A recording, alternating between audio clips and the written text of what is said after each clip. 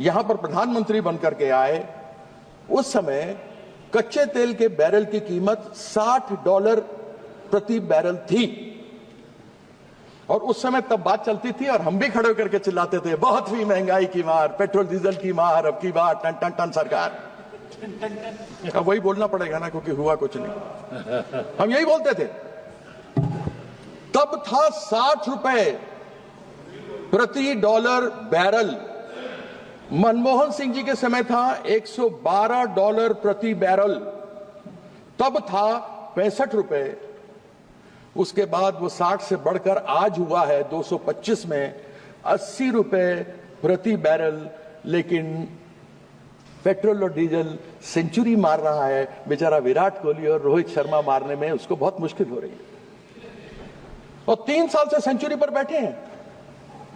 क्यों नहीं कम करते एक्साइज? कर दें कम, और नहीं तो ले आए जीएसटी में, और फिर इन्हीं की है मेजॉरिटी। 31 राज्य 10% और मिला लीजिए, 31 के 41, 41 में 31 ही है, 31। अच्छा। तो लोगों को बोलना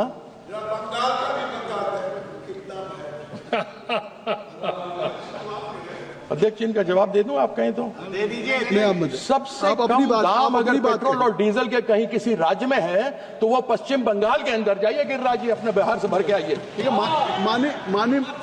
माननीय मंत्री जी ने खड़े होकर आपसे कोई जवाब नहीं पूछा, इसलिए आप अपनी बात करें। अरे यह मेरे घर में आके मेरे पास एमएलसी बनने के लिए बैठा करते थे 1999 में। ये बात नहीं, ये पर्सनल नहीं, ये आप व्यक्तिगत आक्षेप नहीं करेंगे इस तरीके से, ये कार्रवाई नहीं करेंगे। ये मुझे बताएंगे। ये इनको बात करने के तरीका नहीं, इनको बात करने की तमीज नहीं। माननीय कीर्ति आजाद जी, यह भारतीय जनता पार्टी के संस्कार हैं। आप कृपया, ये भारतीय जनता पार्टी के संस्कार हैं, बैठ जाइए, जिनको बात करने का तमीज नहीं। आप अपने से बड़ों से कैसी बात की जाती है इनको ये नहीं मालूम। आप अपने सदन में किस तरीके से बात की जाती है इनको ये नहीं मालूम। ये तुम करके बात कर रहे हैं, मैं इनसे आप करके बात कर रहा हूँ। लेकिन आजाद जी नहीं कर सकते, आप बैठ जाए। इनका भगवान कुछ नहीं कर सकता। माननीय मंत्री बैठ जाए, इनका कुछ नहीं कर सकते। माननीय मंत्री, ठीक है, ये देखिए आप करके बोलते हैं। माननीय कीर्ति आजाद जी, मैं आपसे बात कर रहा हूँ, बहुत वरिष्ठ हैं। ये आपसे बात, ये लाल बाबू प्रसाद के पास आके मेरे पास पड़े रहते थे कि फिर वही बात आप कर रहे हैं, ये रिकॉर्ड में नहीं जाएगा, ये रिकॉर्ड में। देखिए आया था, आप बैठ जाए। माननीय मंत्री जी आप बैठ जाए। माननीय मंत्री, कपड़ा पहनने का लोर नहीं था, कपड़ा हमने सिलवाया। ये गलत बात है, ये आप बिल्कुल सब रिकॉर्ड में जाएगा। इस तरह के आक्षेप आपसे अपेक्षा नहीं है। माननीय कीर्ति आजाद जी, इस तरह का आक्षेप बोलेगा तो मैं आप किसी माननीय सदस्य के ऊपर नहीं, आप सर ये तमीज आप बजट पे बोलिए, इसका तमीज देखिए। लेकिन माननीय कीर्ति आजाद जी, आप बजट पे बोले। आप इस तरीके की बात किसी के ऊपर व्यक्तिगत आवाज आप सुन रहे हैं? आप सुन रहे हैं क्या बोल रहे हैं? आप उनका रिकॉर्ड में नहीं जा रहा, उनका रिकॉर्ड में नहीं जा रहा। आप क्यों संज्ञान ले रहे हैं?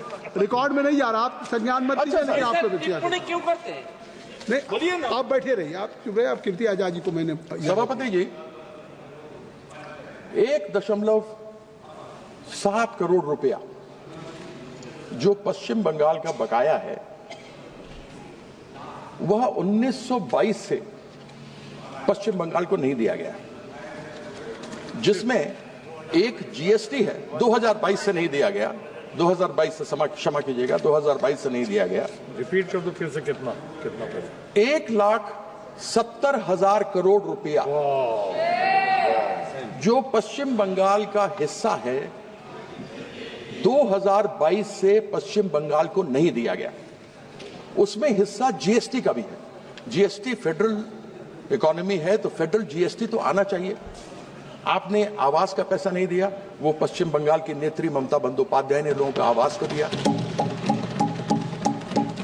इन्होंने स्कूलों के लिए नहीं दिया, सर्व शिक्षा अभियान के लिए नहीं दिया, वह भी पश्चिम बंगाल की नेत्री ममता बंदोपाध्याय ने अपने बजट से दिया। घर नहीं मिले, उसका भी बजट पश्चिम बंगाल की नेत्री ने दिया।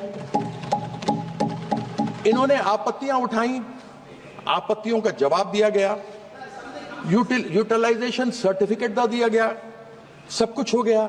जीएसटी काउंसिल में बैठक हुई। जीएसटी काउंसिल में बैठक हुई, हेल्थ यानी स्वास्थ्य को लेकर सब बातें हुई। उसमें हमारे स्वास्थ्य साथी जो ममता बंदोपाध्याय की सरकार वहां चलाती है, उसको सबसे बढ़िया कहा गया। वह स्वास्थ्य साथी जो महिला, सबसे बड़ी महिला एक परिवार में होती है, उनके नाम से एक कार्ड होता है, और प्राइवेट हो या पब्लिक हो, महिला, उनके पति, उनके माँ बाप, उनके सास ससुर, उनके बच्चे सभी किसी भी निकटतम अस्पताल में जा सकते हैं, उपचार करा सकते हैं, और डायरेक्टली सरकार की तरफ से पैसा वहां पर हॉस्पिटल में दिया जाता है, इंक्लूडिंग प्राइवेट हॉस्पिटल। लेकिन हमारे जो यहां से मिलता है उसमें अनेकों मानक हैं। छत है तो नहीं मिल सकता, मोटरसाइकिल है तो नहीं मिल सकता, साइकिल है तो नहीं मिलेगा, और 2011 के सेंसस से है, कृपया यहाँ पर सभी को मिलता है। कृपया संक्षिप्त करें, 15 मिनट हो गया जी, मैं खत्म कर रहे हैं भाई। अब ये कहते हैं कि साहब इन्होंने मानक तय किया। अब ये मैं जानना चाहता हूं कि संविधान के किस प्रावधान में या किस धारा में ये लिखा हुआ है कि किसी एक रंग का पर आप स्कूल को अगर आप रंगेंगे या अस्पताल को रंगेंगे तभी आपको पैसा मिलेगा? क्या हिंदू धर्म में एक ही रंग है, या हिंदू धर्म में अनेकों रंग हैं? हमारे सनातन में अनेकों रंग हैं। यह चाहते हैं कि केवल भगवा में रंग दें, लेकिन भगवा के अनेकों भी रंग हैं। जो महादेव के सिर में चंद्रमा इठलाता है वो सफेद है, सोमवार सफेद है, सफेद रंग है चंद्रमा का। मंगल हनुमान जी का है तो लाल है, बुद्ध प्रकृति है तो हरा है, बृहस्पति देवताओं के गुरु थे इसलिए पीला है, शुक्राचार्य राक्षसों के गुरु थे इसलिए राख है, शनि महाराज हम सब जानते हैं कि वह काले या नीले हैं, और हमारे जो सूर्यदेव हैं वह इंद्रधनुष हैं, सतरंगे हैं। उत्तर में शिव हैं तो सफेद है, दक्षिण में अयप्पन है तो काले हैं, पूर्व में मां काली है तो लाल सिंदूर और लाल टीका है, पश्चिम में गणेश है तो पीला है। फिर केवल भगवा कैसे मेरा हिंदू धर्म का रंग है, मुझे समझ नहीं आता। Very good. क्या चंद्रमा को भगवा करेंगे? ठीक है। क्या हनुमान जी को भगवा करेंगे? क्या मेरी बहन, बेटी, मां के सिंदूर, लाल सिंदूर को और लाल टीके को भगवा करेंगे? मेरे पश्चिम बंगाल का रंग सफेद और नीला है।